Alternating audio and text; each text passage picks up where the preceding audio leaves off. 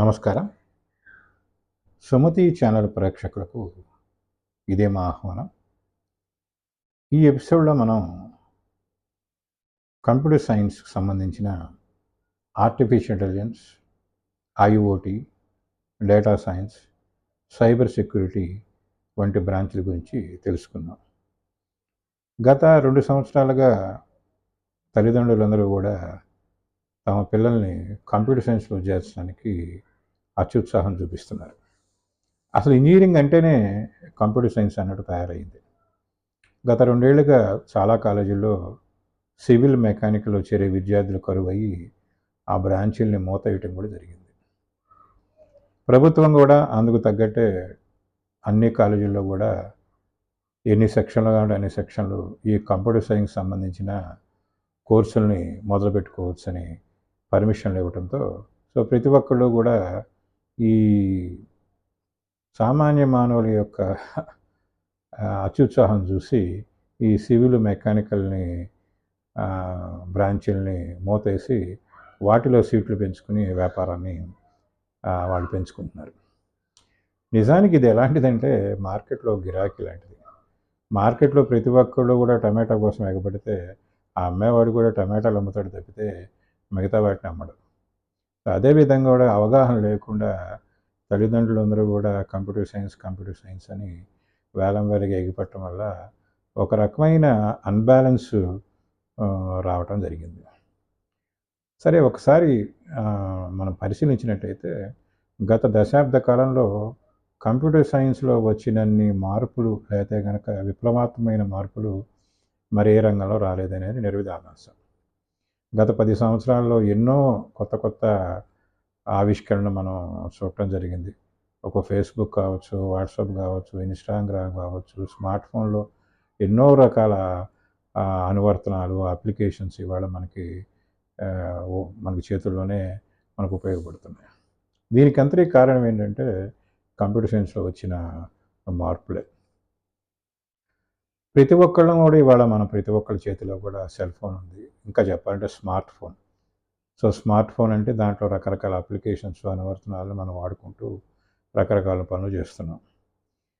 ఈ సెల్ ఫోన్లో ప్రతి ఒక్కరు వాట్సాప్ ద్వారా మెసేజ్లు పంపుకోవటం కానివ్వండి, చాటింగ్ కానివ్వండి, వాట్సాప్ కాల్స్ కానివ్వండి, లేకపోతే సెల్ ఫోన్ ఎస్ఎంఎస్ మెసేజెస్ కానివ్వండి, లేకపోతే ఫేస్బుక్ ద్వారా కానివ్వండి, ఇలా రకరకాల సామాజిక మాధ్యమాల ద్వారా, సోషల్ మీడియా, ట్విట్టర్ అనండి, ఫేస్బుక్ అనండి, ఈ సామాజిక మాధ్యమాల ద్వారా మనం ఒకళ్ళకొకళ్ళు సమాచారాన్ని పంపించుకోవడం జరుగుతుంది. ఈ సమాచారం అంటే మన దేశంలోనే దాదాపు 136 కోట్ల మంది ఉన్నారు. ఈ 136 కోట్ల మంది ఒకళ్ళకొకళ్ళు పంపుకునే సమాచారాన్ని మనం లెక్క కట్టినట్టయితే సమాచారాన్ని అంటే డేటాని బిట్స్ అంటారు, 0 and 1. 4 బిట్లు కలిపితే నిబుల్ అంటారు, 8 బిట్స్ కలిపితే బైట్ అంటారు, 1024 బిట్లు కలిపితే కిలో బైట్ అంటారు, మెగాబైటు, గిగాబైటు, టెరాబైటు, పెటాబైటు, జెటాబైట్ అని ఈ సమాచారం పెరిగిపోతూ ఉంది. దానికి రకరకాల పేర్లతో పిలవటం మొదలుపెట్టారు. అయితే ఇక్కడ క్వశ్చన్ ఏమిటంటే ఈ పెరిగిపోతున్న సమాచారం మొత్తం ఎక్కడ నిక్షిప్తం చేస్తున్నారు, ఎక్కడ స్టోర్ చేస్తున్నారు? అసలు స్టోర్ చేయడం సాధ్యమేనా? మన ఒక్క దేశంలో కాదు, ఇటువంటి దేశాలు దాదాపు ప్రపంచం మొత్తం మీద 700 దేశాలు ఉన్నాయి. ఈ 700 దేశాల్లో ప్రజలు ఉపయోగించే ఈ సెల్ ఫోన్లు, ఆ సెల్ ఫోన్ల నుంచి ప్రసారం అయ్యే ఈ సమాచారం ఎక్కడ నిక్షిప్తం అవుతుంది? ఈ సమాచారాన్ని మొత్తాన్ని క్రోడీకరించి మనకు అవసరమైన సమాచారాన్ని బయటికి ఎలా తీయగలుగుతున్నాం? డేటాని ఎలా స్టోర్ చేస్తున్నాం, డేటాని ఎలా బయటికి తీస్తున్నాం అనేది ఒక పెద్ద సమస్య.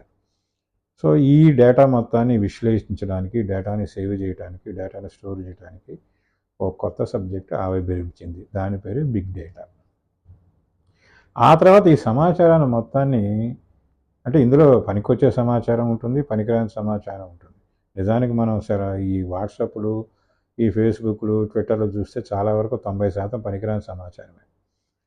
పనికిరాని సమాచారం తీసేసి పనికొచ్చే సమాచారం తీసుకుని దాన్ని విశ్లేషించి నిర్ణయాలు తీసుకుంటూ ఉంటారు. ఇట్లా సమాచారాన్ని శుభ్రపరచడం కానివ్వండి, క్లీనింగ్ అంటారు, డేటా క్లీనింగ్ అనండి, డేటా స్టోరేజ్, సమాచారాన్ని నిక్షిప్తం చేయడం అనండి, అదే పనికిరాని సమాచారం తీసేసి మనకు అవసరమైన సమాచారాన్ని డేటా అనాలిసిస్ అనండి, ఇట్లా ఇదంతా చేయటం ఇంకొక సబ్జెక్ట్ కింద అవతరించింది. దాని పేరే డేటా సైన్స్. అయితే ఈ సమాచారం ఆధారంగా అసలు రేపేం జరుగుతుంది, ఉదాహరణకి రేపు వర్షం పడుతుందా లేదా.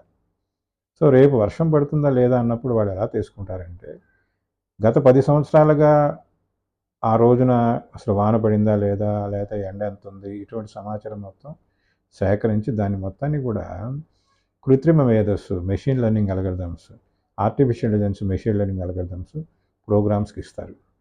సో ఆ ప్రోగ్రామ్స్ ఆ సమాచారం ఆధారంగా ఏం చేస్తాయంటే నిర్ణయాలు తీసుకుంటారు, రేపు వాన పడుతుందా లేదా అనేది. అలాగే బంగారం రేపు పెరుగుతుందా లేదా.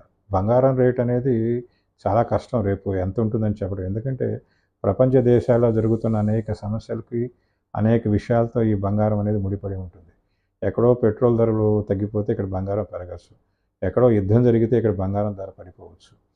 సో ఈ డేటా మొత్తాన్ని, ఈ సమాచారం మొత్తాన్ని సేకరించి ఆ డేటా మొత్తాన్ని విశ్లేషించి నిర్ణయాలు తీసుకోవడానికి ప్రిడిక్టివ్ అనాలిసిస్ అంటారు.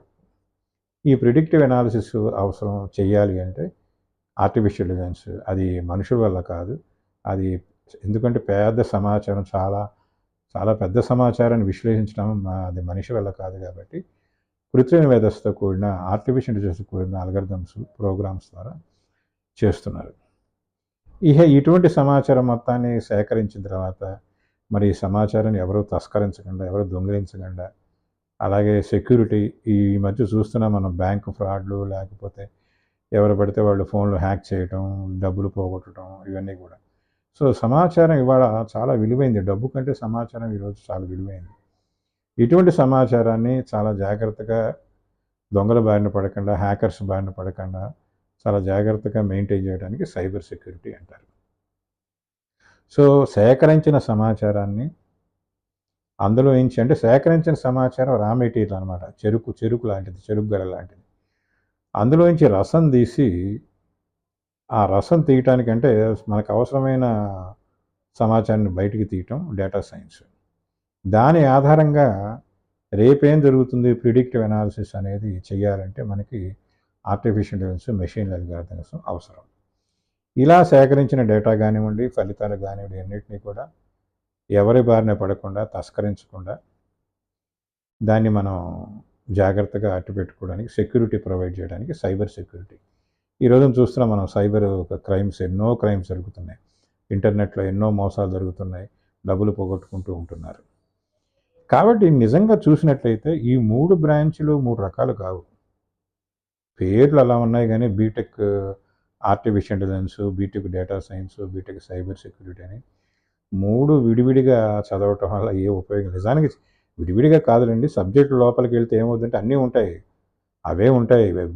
బీటెక్ ఆర్టిఫిషియల్ డేటా సైన్స్ ఉంటుంది, బీటెక్ డేటా సైన్స్లో ఆర్టిఫిషియల్ ఇంటెలిజెన్స్ ఉంటుంది, అలాగే సైబర్ సెక్యూరిటీ డేటా సైన్స్ ఉంటుంది. అది ఊరికినే పేర్లు పెట్టారు, అంతకు తప్పితే ఏమీ లేదు.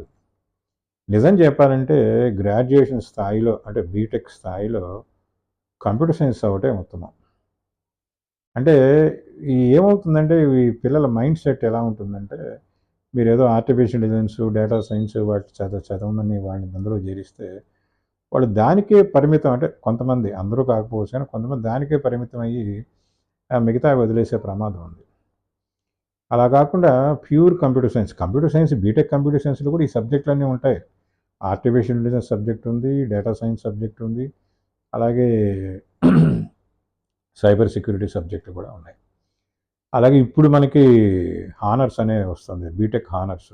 అంటే మామూలు కంప్యూటర్ సైన్స్ తీసుకుని కావాలంటే ఎడిషనల్గా, అంటే మామూలు రెగ్యులర్ కోర్సుతో పాటు ఎడిషనల్గా మన అభిరుచికి తగ్గట్టు ఆర్టిఫిషియల్ ఇంటెలిజెన్స్ కానివ్వండి, డేటా సైన్స్ కానివ్వండి, సైబర్ సెక్యూరిటీ కానివ్వండి, వాటికి సంబంధించిన కోర్సులు కనుక మనం పూర్తి చేసినట్టయితే, సో ఈ డిగ్రీతో పాటు ఎడిషనల్గా BTech honours in artificial intelligence, BTech honours in data science అని డిగ్రీలు ఇస్తున్నారు. కాబట్టి artificial intelligence, machine learning, deep learning, లేకపోతే ఈ ఐఓటీ అని ప్రత్యేకంగా ఆ కోర్సుల్లో చేరే బదులు నా సలహా ఏమిటంటే, అంటే అవి చెడ్డమని నేను చెప్పట్లేదు, నా సలహా ఏంటంటే విద్యార్థులు BTech computer science, BTech information టెక్నాలజీనే ప్రిఫర్ చేయండి. దానివల్ల ఏంటంటే ఎక్కువ బేసిక్ సబ్జెక్ట్స్ అవ్వడానికి అవకాశం ఉంటుంది. ఎందుకంటే ఇలా స్పెషలైజేషన్ సబ్జెక్ట్కి వెళ్ళినప్పుడు ఏమవుతుందంటే, for example artificial intelligence BTech తీసుకున్నారనుకోండి, దానికి సంబంధించిన కోర్సులు సిలబస్లో పెడతారు తప్ప బేసిక్స్ తీసేస్తారు. బేసిక్స్ ఉండవు. అంటే పునాదులు లేకుండా కప్పేసినట్టు అనమాట. పునాదులు గట్టిగా ఉంటే మనం ఇంటికి ఏ కప్పైనా వేయచ్చు. కంప్యూటర్ సైన్స్ బేసిక్స్ అంటే కంప్యూటర్ సైన్స్ బేసిక్స్ అంటే ఏమిటి? DBMS, database management systems, computer organisation, advanced data structures, automata theory, ఇటువంటి సబ్జెక్ట్స్ బేసిక్ సబ్జెక్ట్స్ పునాదులు వేస్తాయన్నమాట. అలాగే రేపు గేట్ రాయాలన్నా కూడా అంటే ఎంటెక్కి వెళ్ళాలంటే కనుక గేట్ ఎంట్రన్స్ రాయాలి. ఆ గేట్ ఎంట్రన్స్లో మామూలు కంప్యూటర్ సైన్స్ తీసుకున్న వాళ్ళకి ఎక్కువ స్కోర్ చేసే అవకాశం ఉంటుంది. ఇట్లాంటి స్పెషల్ కోర్సులు ఆర్టిఫిషియల్ ఇంటెలిజెన్స్ అంటే ఇవి కూడా ఉన్నాయి, గేట్లో ఉన్నాయి, చిన్నగా పెడుతున్నారు. కానీ వీటికంటే ప్యూర్ కంప్యూటర్ సైన్స్ తీసుకున్న వాళ్ళకి ఎక్కువ గేట్లో ర్యాంకులు సాధించే అవకాశం ఉంటుంది. సో బేసిక్స్ ముందు మనకి బాగా నేర్చుకుంటే తర్వాత పీజీలో కావాలంటే పీజీలోనో లేకపోతే ఇందాక నేను చెప్పినట్టు బీటెక్ హానర్స్ డిగ్రీ కావాలంటే స్పెషలైజేషన్ కోర్సులు మనం నేర్చుకుంటే ఇంకా మంచిది. సో ముందు పునాదులు ఇంపార్టెంట్. పునాదులు గట్టిగా ఉన్నట్టయితే కంప్యూటర్ సైన్స్ అనే పునాది గట్టిగా ఉంటే ఆ పునాది మీద మనం ఏ కప్పు ఆర్టిఫిషియల్ సైన్స్ కప్పు వేసినా లేకపోతే సైబర్ సెక్యూరిటీ కప్పు వేసినా లేకపోతే డేటా సైన్స్ వేసినా ఏదైనా అందంగానే ఉంటుంది. ఇక్కడ ఒక్క విషయం మాత్రం గుర్తుపెట్టుకోండి, ఈ 3 వేరు వేరు సబ్జెక్టులు కావు. ఈ 3 కలిస్తేనే ఏదైనా చేయగలం. ఉదాహరణకి డెన్మార్క్లో ఈ మధ్య మనం ఎప్పుడు చనిపోతామో వాళ్ళు చెప్పగలుగుతున్నారు. శాస్త్రవేత్తలు, డెన్మార్క్ శాస్త్రవేత్తలు మనం ఎప్పుడు చెప్పగలుగుతున్నామో చెప్పే ఒక అల్గరిథంని డెవలప్ చేశారు.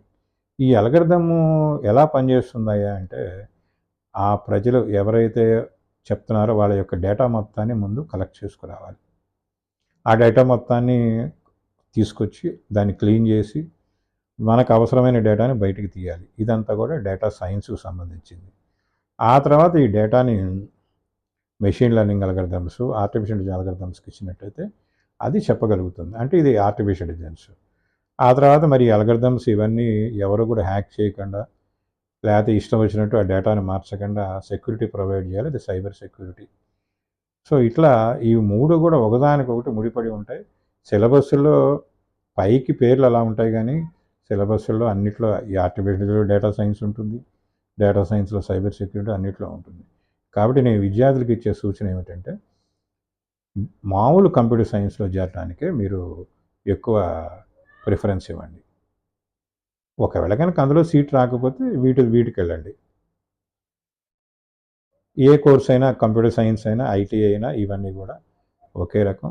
సో వీటి కోసం మనం ఎగబడాల్సిన అవసరం లేదు. ఇంకొక ముఖ్యం ఏంటంటే మీకు ఇష్టమైన కోర్సులో మీరు చేరడానికి ప్రయత్నించండి. సెలవు.